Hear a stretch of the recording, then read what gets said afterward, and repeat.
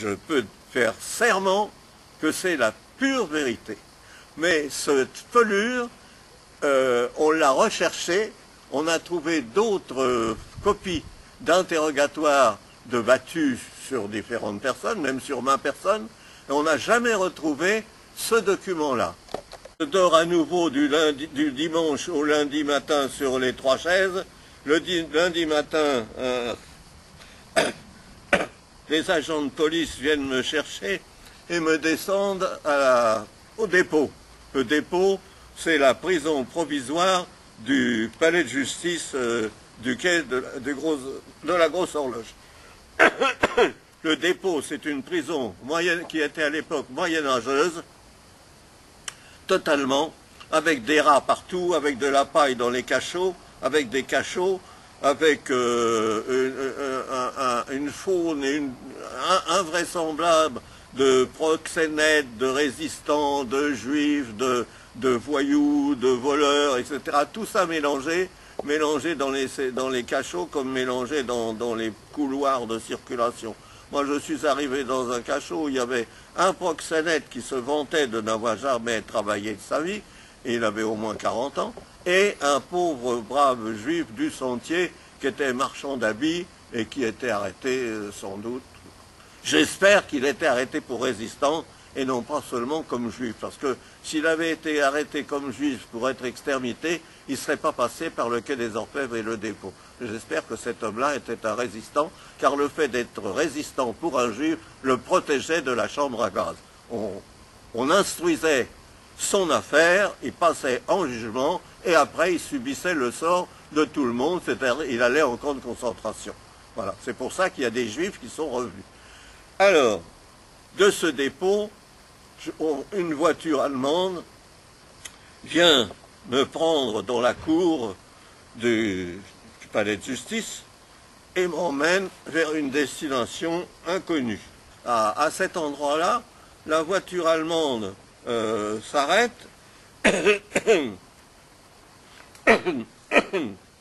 Ils me mettent les menottes passées autour du volant de la voiture. Ils ferment les portes à clé et ils s'en vont, les deux Allemands qui étaient avec moi. Et ils me disent « Essen ». Je ne savais pas du tout ce que ça voulait dire, mais d'après le geste, j'ai compris qu'ils allaient déjeuner. Je suis resté tout seul dans la voiture peut-être de la Gestapo, j'en sais rien, une voiture Felgau, à attendre. Je ne pouvais rien faire, me noter attaché au volant, non pas ce que j'aurais pu faire. J'ai bien pensé d'essayer de foutre le camp, mais essayer de foutre le camp, il faut savoir où on peut aller, où on peut se réfugier, etc. Donc j'ai bêtement attendu que les types reviennent. Je ne savais pas du tout ce qu'on allait faire de moi, ni vers où on allait. Ils sont revenus, on est reparti, et finalement on est arrivé devant un grand bâtiment. Le portail s'est ouvert, la voiture est entrée, elle s'est arrêtée dans une cour. On m'a fait descendre et j'ai pu lire que c'était la prison de Fresnes. À ce moment-là, j'ai été pris en charge par d'autres Allemands, qui étaient des Allemands, non pas de la Gestapo, mais des Allemands gardiens de prison, c'est-à-dire des petits mutilés, des invalides légers, qui revenaient de Russie ou qui revenaient du front de quelque part, et qui étaient mutés comme gardiens de prison à la prison de Fresnes. On est arrivé, j'ai été accueilli par un immense type qui était un adjudant-chef de la Wehrmacht qui s'appelait Reck, Untergefreiter Reck, qui avait une gueule épouvantable, qui faisait au moins 2 mètres ou 2 mètres 10, très mince, sanglé dans une tenue à caractère très autrichien, du reste il était autrichien, et avec une gueule épouvantable qui faisait peur et une voix qui faisait encore plus peur. Il m'accueille comme ça en me disant que les consignes de la prison, qu'il ne fallait pas ouvrir les fenêtres, qu'il ne fallait pas chanter, qu'il ne fallait pas crier, etc., etc. Et puis il dit vec, et évidemment le gardien de prison m'emmène et me colle dans une cellule du deuxième étage, mais attention, le deuxième étage pour les Allemands, c'est le premier étage pour nous, parce qu'ils appellent Erste Flur, premier plancher, le rez-de-chaussée, Zweite Flur, deuxième plancher, pour le premier étage pour nous. Donc j'étais au deuxième étage avec une cellule dont le numéro commençait par 2. Je crois que c'était 264, mais j'en suis pas sûr.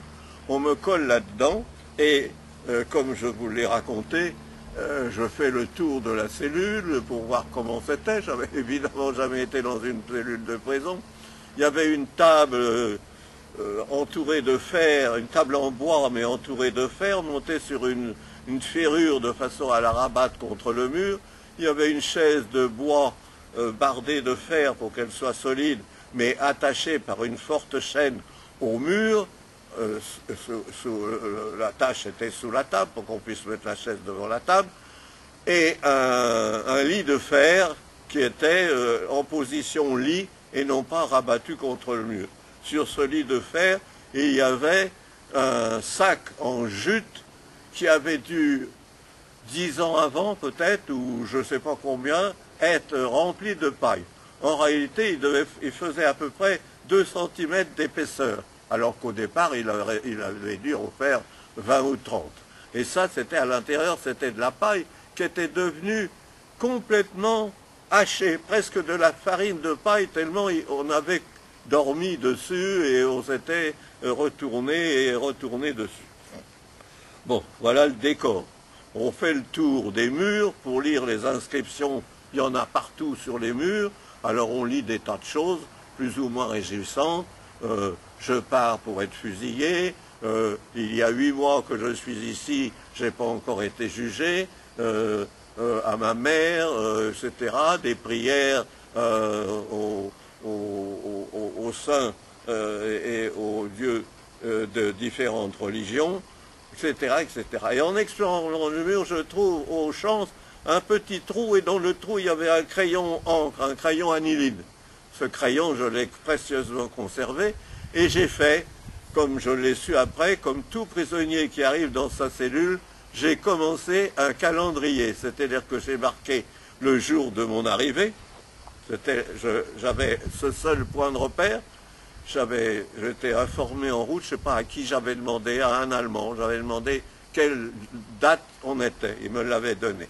Donc j'inscris avec mon crayon aniline sur le mur la date, et le lendemain, je fais un trait et je continue à faire des traits jusqu'à ce que je parte de cette cellule.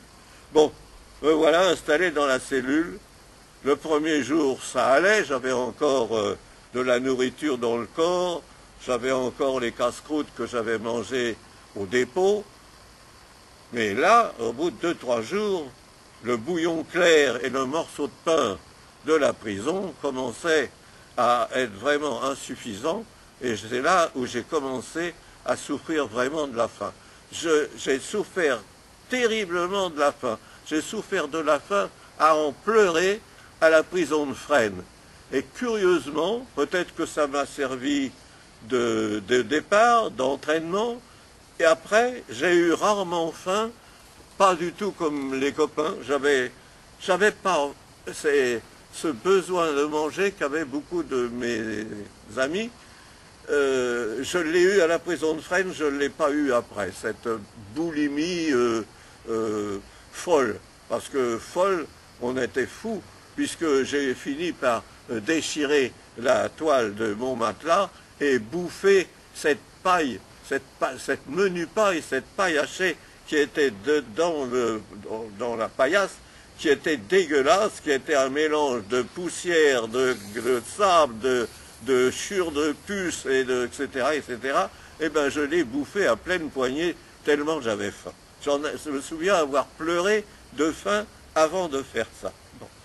Ben, c'était pas drôle les premiers jours d'un garçon gâté par ses parents et par la vie, je pense que c'était mon cas à l'époque, et qui se retrouve en prison comme un taulard de droit commun, parce qu'il n'y avait aucune différence. Bon, le temps passe un peu. Là, nous sommes au mois de décembre. Un jour, le jour n'était pas encore levé, la porte s'ouvre et je reçois en pleine figure un livre. Bon, et la lumière s'allume. La lumière s'allumait de l'extérieur, évidemment, par le gardien. La lumière s'allume. Alors je prends le livre, je regarde, il n'y avait pas de couverture, mais il y avait la première page, et ça s'appelait « Notre sieur Vriend ». Bon, c'était un roman en français, mais qui décrivait la vie d'un bureaucrate anglais. Voilà, dans le parti de Londres occupé par les banques et les choses comme ça. Ça a un nom, mais je ne me rappelle plus. Et voilà, ben, j'ai passé ma journée à lire ce livre.